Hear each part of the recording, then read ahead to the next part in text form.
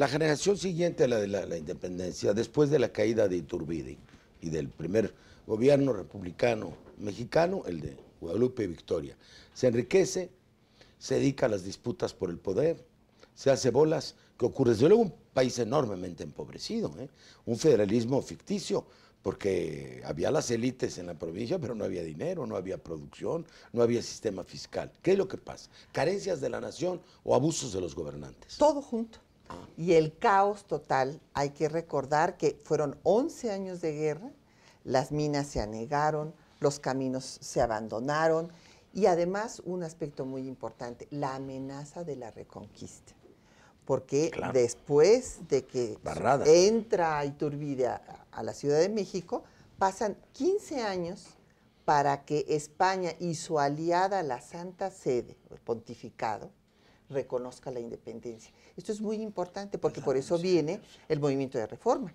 Porque el movimiento de reforma dice, bueno, hemos cortado la vinculación con España, pero no nos hemos independizado de la Iglesia, que sigue siendo un poder, además un poder inclusive constitucional, porque todas las constituciones antes de 57 establecen la intolerancia religiosa. Por lo tanto... Y seguíamos siendo parte del diseño político de Europa. Eso hay que verlo. Después pasamos a otra esfera de influencia. Acabo de leer un ensayo del bicentenario de nuestra amiga Josefina Vázquez sobre la diplomacia europea, ¿sí?, y la norteamericana en todo ese periodo. La Santa Alianza discutía el tema de México. Sí, claro. Los británicos tenían una posición, los españoles otra, los franceses otra, y el Vaticano también. Entonces éramos parte de ese proyecto. No reconocieron la independencia de México, ese es un hecho fundamental. Es muy importante, intentaron una reconquista fallida en 29, pero después, ¿qué pasa? Apenas acaban de reconocer la independencia, el Papa. Tuvieron que morir 3 papas antes de que se reconociera la independencia, pero la reconoce, no era el Vaticano, la reconoce Roma, la reconoce España, e inmediatamente las otras potencias quieren ocupar el lugar de la antigua metrópoli. Porque te di una conferencia el mes pasado, donde decías que estas reformas constitucionales de 18 estados en el país para prohibir, el aborto, criminalizar a las obedecen mujeres a la misma circular y a la misma exposición de motivos que llega desde el Vaticano y que está firmada Ratzinger. El Vaticano reconoce hoy la independencia de México. Esta es la pregunta que te hago, ¿o no la reconoce? La reconoció hasta 1836. Pero hoy, bueno, hoy quiere retomar a los gobernadores. No, evidentemente quieren, y esto lo escribió Ignacio Ramírez desde el siglo XIX, si la Iglesia Católica vuelve a tener poder en México, no parará hasta derogar las leyes de reforma. Y eso es lo que están intentando con todas estas intervenciones en la política. Aparte de la corrupción, aparte del arribismo, el peligro de las élites que tú le llamas, hay que los de enfrente nunca ceden, porque consideran un territorio de ellos. Sí, mira, después de la independencia, el problema fundamental del país es crear un nuevo Estado. El Estado virreinal quebró antes de la independencia. Ahora sabemos los datos. El formidable trabajo de Marichal estaba totalmente quebrado y totalmente deshecho. Frente a la desaparición de los elementos del Estado está un fortalecimiento bárbaro de la Iglesia, que tenía todo, la mitad de las riquezas del país, la educación, territorial, las más de la mitad de las tierras la tenía la Iglesia. La conciencia de la gente, el fanatismo también. El fanatismo y el programa para actuar juntos. La Iglesia era el Estado. Claro, el monopolio religioso, educativo. Entonces, debemos entender qué era el problema de los liberales. O acabar con ese monopolio. Fueros, privilegios y tierras. O resignarse a hacer un Estado religioso como tenemos, confesional, ¿verdad? Por eso En México, la lucha con la iglesia fue más radical que en casi todos los países de América Latina. Por ejemplo, en Brasil, todo se Pedro negoció. II Todo se negoció. lo negoció. ¿Verdad? Y tenemos el problema de un papa en Italia extremadamente reaccionario, porque los liberales italianos le estaban haciendo lo mismo que querían hacer en México. Estaba perdiendo sus estados. Entonces oía liberal y era como el diablo. Él frenó Al punto los que traicionaron arreglos. hasta Maximiliano, Sí, porque sí, no quiso seguir sí. de lo que hemos hecho Viola. trabajos. Víctor, tú ves entonces, me parece un hallazgo de Enrique, la creación del Estado. En el fondo de la soberanía misma, que no es reconocida por las potencias de su tiempo, o es reconocida a medias. Entonces, el gran tema es cómo convertir la revolución en la construcción de un Estado. Bueno, el señalamiento que hizo es muy oportuno. Es decir, la construcción de un Estado nacional no subordinado a ningún otro poder. En este caso, o en ese caso, al poder de la Iglesia. Lo que pasa es que esa contradicción no se acaba definitivamente.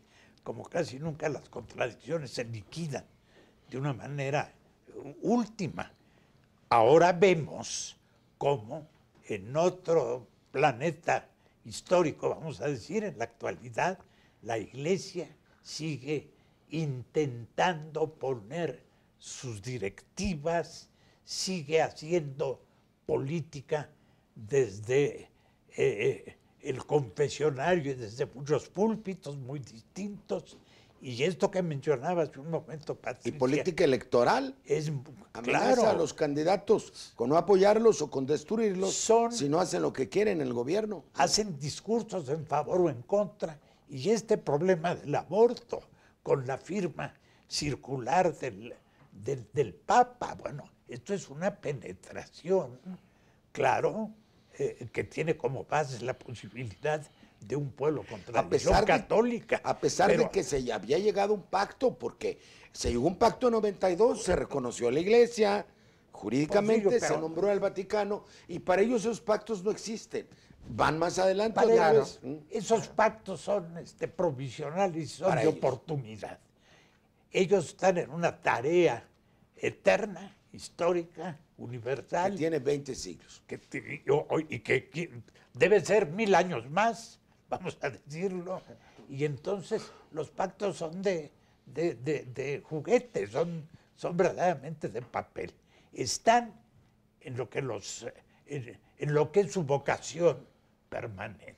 Es decir, tomando una presencia, tomando una autoridad que van ganando todos los días. Ese es el con sus aspecto métodos. del Vaticano que ha vuelto a aparecer. Claro, Creíamos que era un problema. Pero hay el otro. Hoy no hay la Santa Alianza. Hoy hay el NAFTA. Hoy hay el NAFTA. No olvidemos eso. No hay también una pérdida enorme de capacidad del Estado para ejercer su autoridad y para dar satisfactores a la gente. Porque hay una pérdida de soberanía del Estado en la integración de Estados Unidos. Tienes toda la razón. Es decir, hay una pérdida de autoridad del Estado, pero hoy creo que hay una ganancia de autoridad vía los movimientos sociales. Es decir, no necesariamente el Estado representa el primer punto de resistencia frente a esas intenciones de las alas más conservadoras. Al contrario, yo creo que el Estado actualmente está aliado con las corrientes más conservadoras. Pero ya es un cascarón de Estado. Bueno, cascarón, El Estado no. neoliberal, adelgazado.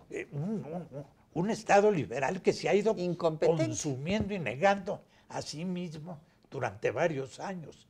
Y hoy yo creo que lo que hay que poner la vista y subrayar es en los movimientos sociales, y no tanto en los partidos política. Pero si le decimos a la gente que las revoluciones terminaron todas fracasando, ¿cómo los animamos a participar de nuevo en los movimientos sociales? Es una pregunta. Bueno, tenemos que hacer otro programa para ver lo del Nos falta fracaso todavía. de la Es revolución. más grave que esto. Ellos tienen la respuesta ya. Yo como movimiento social sí tengo la confianza provocativo, en mi Es propia provocativo. democracia. Es No en la más provocativo. grave que eso.